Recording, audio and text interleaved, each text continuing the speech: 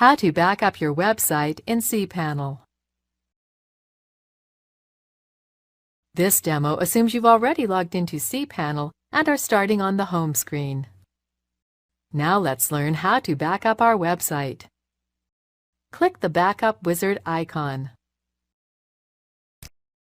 This is the main backup screen where you can back up or restore the files in your hosting account. To back up your website, click the Backup button.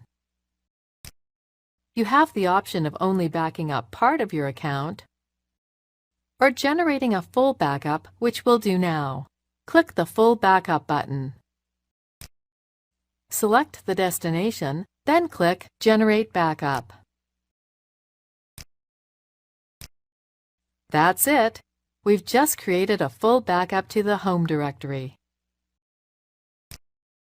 To download a copy of the backup to your computer, simply click its link.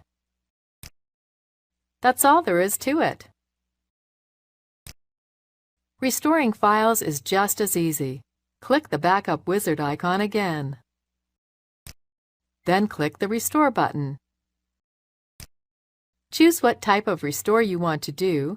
In this case, let's restore the home directory. Locate the home directory backup, then click Upload.